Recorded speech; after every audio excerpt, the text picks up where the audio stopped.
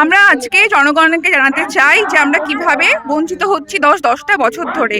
আমাদের একবার প্যানেল প্রকাশ হয়, এত দুর্নীতি ভরা ছিল সেই প্যানেল, মহামান্য হাইকোর্ট সেই প্যানেলটাকে ক্যান্সেল করতে বাধ্য হয়। আবার আমাদের ফ্রেশভাবে রিক্রুটমেন্ট প্রসেস শুরু হয়, আমরা আবার ইন্টারভিউ দিই, আমাদের আজকে কাউন্সেলিং হয়ে গেছে, আমরা স্কুল পেয়ে গেছি, তাও আজকে আমরা স্কুল যেতে পারছি না।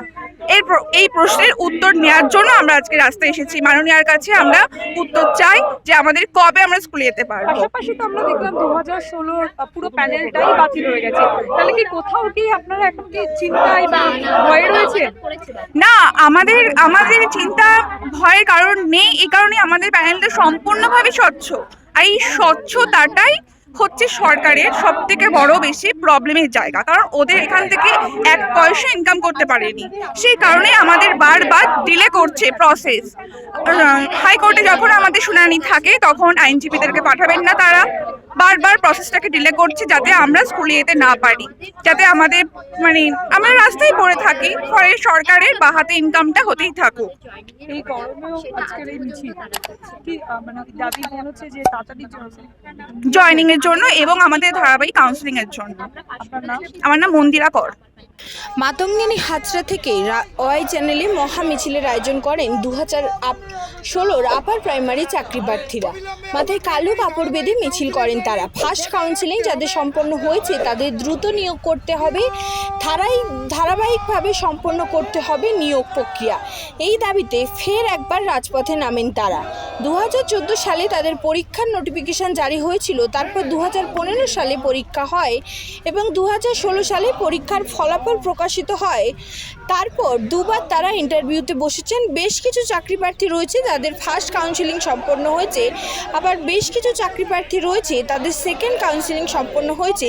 তবে এখনও পর্যন্ত যে নিয়োগপত্র তাদের পাওয়ার কথা, মেধা তালিকায় নাম থাকা সত্ত্বেও সেই নিয়োগপত্র তারা পায়নি, বা নিয়োগের জন্য যে ধারাবাহিক প্রক্রিয়া সম্পন্ন করতে হয় সেই সম্পন্ন করারও কোনো ফলাফল তারা দেখতে পাচ্ছে না। এবং সে কারণেই দ্রুত তাদের নিয়োগ প্রক্রিয়া সম্পন্ন করতে হবে, এই দাবিতে ফের একবার মহামিছিলের আয়োজন করেন চাকরি প্রার্থীরা। এই তীব্র তাপদাহের দিনে ধর্মতলার ডোরিনা ক্রসিংয়ের সামনে রাস্তায় শুয়ে পড়ে বিক্ষোভ দেখান চাকরি প্রার্থীরা। নিয়োগ চাই এই স্লোগানে ভরে ওঠে আরও একবার ধর্মতলা চত্বর। তারা বলছেন যতদিন না পর্যন্ত তাদের নিয়োগ দেওয়া হয় ঠিক এভাবেই রাজপথে আন্দোলন চালিয়ে যাবে, ঠিক এভাবেই রাজপথ অবরুদ্ধ করে তারা তাদের দাবি তুলে ধরবেন। প্রাইমারি শিক্ষক নিয়োগ প্রক্রিয়া এখনো সম্পন্ন হয়নি। আমরা এই আজকে যে প্যানেল ক্যান্সেল হয়ে গেছে, রাজ্য রাজনীতিতে তোলপাড় চলছে, কিন্তু আমরা আপার প্রাইমারি চাকরি প্রার্থীদের প্যানেল বাতিল হয়েছিল 2020 সালে। সেকেন্ড টাইম কোর্টের অর্ডারে আমরা ইন্টারভিউ দিয়েছি, আবার প্যানেল হয়েছি, প্যানেলভুক্ত হয়েছি, কাউন্সিলিং করেছি।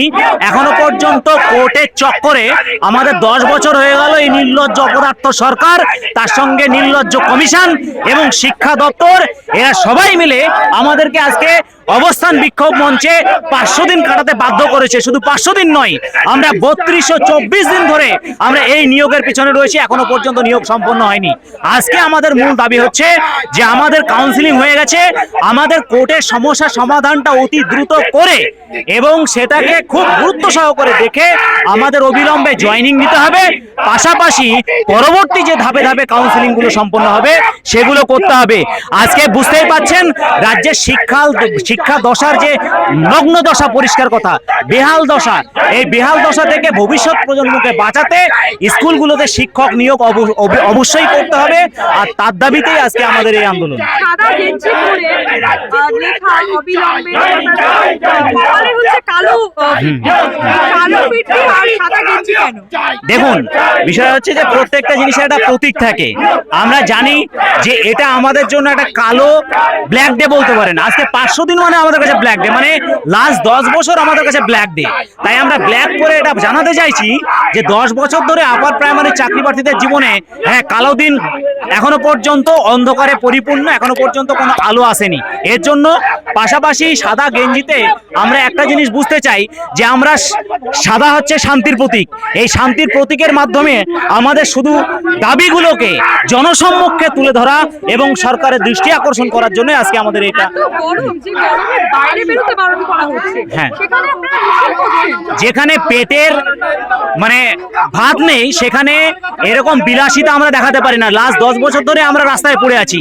আজ কি গরম কি ঠান্ডা, আমরা এর আগে অতিরিক্ত শীতেও এখানে কাটিয়েছি, আমরা পুজোতেও কাটিয়েছি, আমরা ঈদেও কাটিয়েছি, আমরা এখনো কাটাচ্ছি। সুতরাং এই ধরনের বিলাসিতা ও এসি ঘরে বসে সম্ভব, কিন্তু পেটে ভাত না থাকলে সেই ভাতের দাবিতে রাস্তায় নামতে সবাইকেই হবে, সে পরিস্থিতি যেমনই হোক না কেন। আমার নাম ওসমান গনি, পশ্চিমবঙ্গ আপার প্রাইমারি চাকরি প্রার্থী মঞ্চের সহ সভাপতি।